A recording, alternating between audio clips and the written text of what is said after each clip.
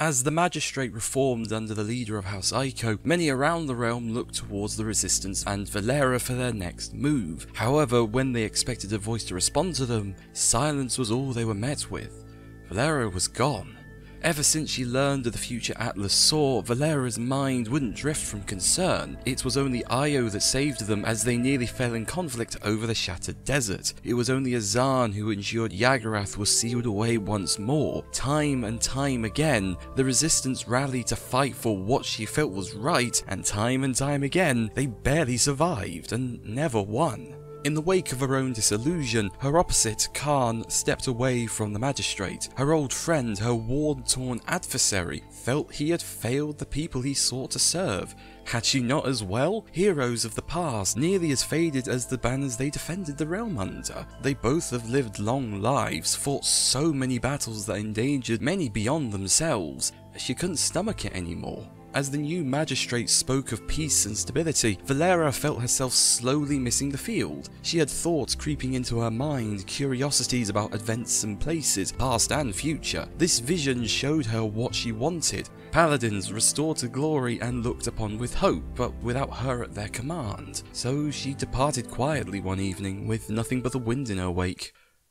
Xin, faced with the reality where Lian sits on a throne that was rightfully his, saw an opportunity in the power vacuum. He has built the Thousand Hands Guild as the opposite of House Aiko, a power coming from the common people nobility cast aside. Reports began to come in from across the realm. Magistrate soldiers are given more and more leeway in how they stomp out those who dissent. This reckless abandon for how her men act, it would be her undoing. A simple command was issued. All guild members are permitted to attack Aiko troops whenever they harm others. All a fire needs is a few sparks.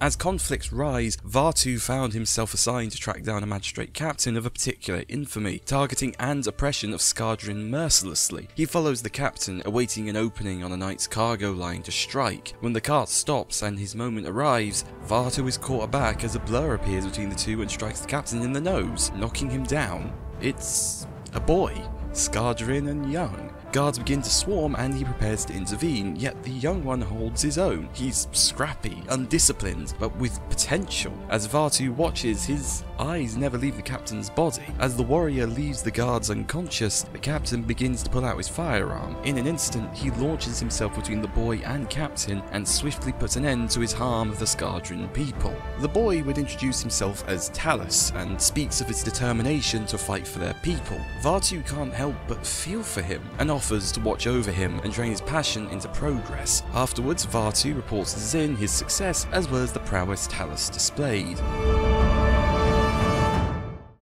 At this moment, Xin sees the fruits of his scheme, a member of those scared into silence, rising up against the treachery the magistrate abetted in broad daylight, heeding his call to fight back, an innocent and honourable face, opposite the blindness of Lian's rule. This is how he would prove she was unfit, how he would ensure her undoing. So he went to work. Vaatu would be the boy's mentor, two Skadrins side by side. The Thousand Hand would whisper across the realm, spreading the word of Talus's bravery and the tragedy that came with it. Soon, sentiments spread and many members of the resistance would rally behind their new symbol, a hope for a better future, a realm welcoming to all.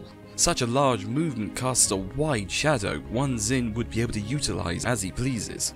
From the ashes of the resistance rose another movement with renewed purpose, freedom for all people to pursue their own futures and achieve their own dreams, not just with crystals, but their lives. This future ensured the allies the resistance had remained around, and even brought new faces into the fold. Turns out, many roguish hands would like to see the magistrate fall, even if it means less coin. However, while Xin was finding his place in this new world, so was the magistrate. Lian had been handed all she could want as Grand Magister, and with the arrival of Lilith, she has more control at her disposal than ever before. The Abyss is a source of immense power, but one that can corrupt souls. What is Lian willing to sacrifice to see the realm united under House Aiko rule? Unbeknownst to either side, Xin and Lian were not the ones truly pulling the strings. Far above their conflict, a new queen has taken her throne overseeing the realm. Soon, they would all be her pawns.